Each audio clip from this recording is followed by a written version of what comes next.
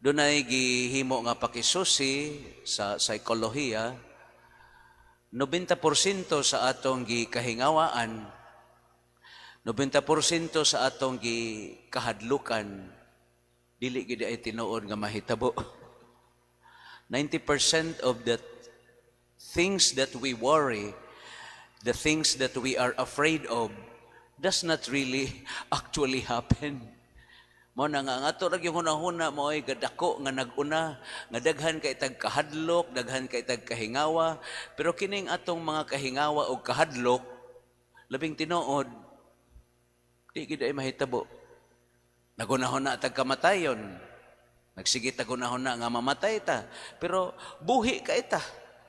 Himsog ka ita. Gani nangamatay pa ta gumikan sa atong kinaon, mao nang nagunahon na tag unsay atong makaon ugma nga daghan man gyud makaon, di ba? Na problema mo o usa man di mo ka dawat sa inyong 13th month or nahurot na ang inyong 13th month, o di ba tanawa, no? Sige tagunahon na ag kwarta. Kanira bang kwarta, doon na ba na siya kinaiya? Kung magsige hinoon mo pangita o kwarta, niya magsige mo ingon, sus, wag yung ko'y kwarta. Ana, mangluod hinoon na. Mangluod ng kwarta. Kana magsige mo ingon nga, paita, wag yung ko'y kwarta. Amaw na ang kwarta, di yung dool ni mo. Kaya nga naman, sige kag ingon, wag kay kwarta. Suway ragon ninyo, susihan ninyo, di ba? Sa panahon nga magsige mo ingon wa kay kwarta, bisag naa kay kwarta, mawa na higyoon ng kwarta, mangluod ang kwarta, ngigsoon. Pero the point here is 90% the things that we worry and we fear and we are afraid of do not really actually happen. Naaman sa tayo mga gikahadlukan, mga 10%. Tingali mahitabo, pero the least that you can expect, labing tinuod. Mo na nga, kining atong mga kahadlo, kining atong kahingawa, ato ra gining mugna sa atong kinabuhi, mga igsoon. Labaw pa kung doon na kay Ginoo sa imong kinabuhi. Pero wala gali kay Ginoo sa imong kinabuhi, na mosamot nga ikaw malibog. Kay kinsa may labing mo pasabot nato sa kinabuhi, ang Ginoo, kay siya may naghimo nato. So siya maoy mas labing mupasabot nato ug unsaon nato pagpuyo ang kinabuhi.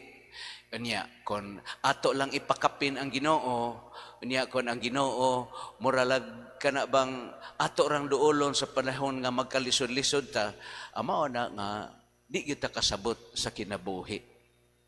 Mao nang you must always have the time to spend time with God aron siya maoy mopasabot nimo, og siya maoy molamdag nimo, og siya maoy mopahibaw nimo, og unsaon nimo pagpuyo ang kinabuhi kay siya may gahimo nimo. Na mao ni nindot kaayo ron dinhi sa ebanghelyo. Mubo ra kay ning ebanghelyo ron, pero ugdang kay ning niingon ang Ginoo, dali mo kamong tanan nga gikapuyan, kay papahulayon ko kamo, ang yugo nga akong isangon ninyo gaan. Ngano man, kay ang isangon sa Ginoo nato gugma man, di ba?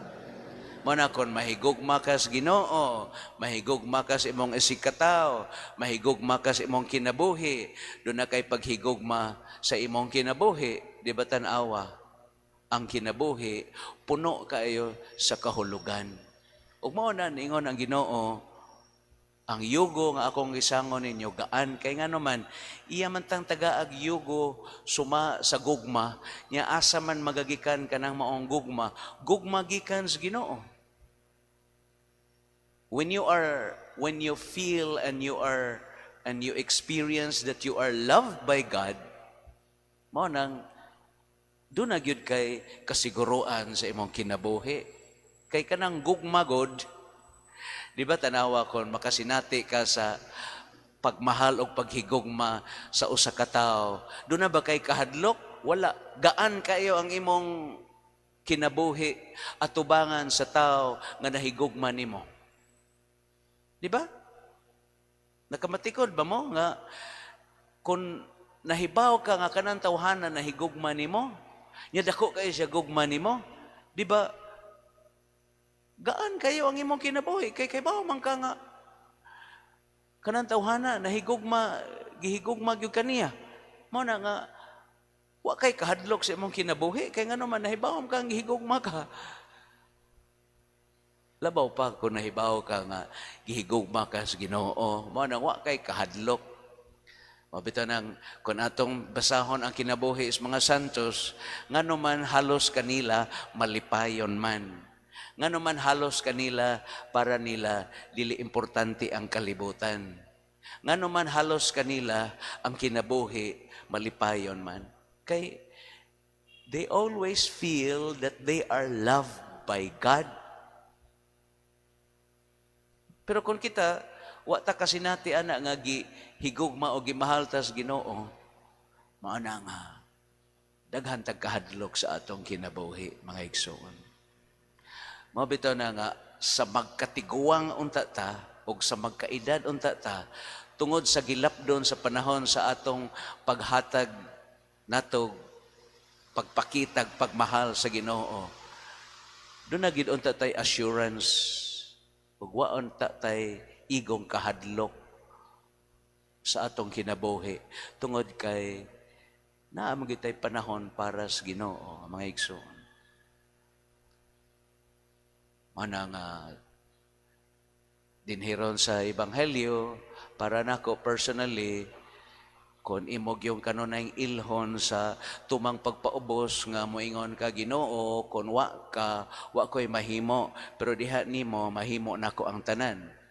Na nga we must always be humble. Kasagaran Dios mga tao nga daghag kahadlok o kahingawa, kanang mga tao nga mga hambugiro. Kaning mga tao nga hambugiro kaayo, mo na mga hadlukan. Mo na mga hadlukan, mo na mga talawan, mga igsoon. Basta mga tao nga ispiso ug hambog kaayo, mo na mga talawan. Pero hay ni mga tao nga mapaubsanon kaayo, away ko kahadlok sa kinabuhi kay naibawom sila nga ang ilang kinabuhi nag-agad ra gyud sa Ginoo. Mo na nga kung atong pamalandungan ng kinabuhi is mga santos, no? Kung ato bang panaminan ang mga kinabuhi is mga santos, ngano karon si Santa Lucia, wa mo gyud siya mahadlok ni Emperador Diocletian nga bisag ikulit na ang iyang mata tungod og alang sa Ginoo, ngano mo siya mahadlok nga igsoon. Kay she was assured. Kay bawo siya ug unsa ang iyang paghigugma sa Ginoo. Si Pedro Calungsod, si San Lorenzo Ruiz, anong wa sila mahadlok nga magpanuko nga ilang ihatag ilang kinabuhi sa Ginoo. It's because of their love for God, mga igsoon.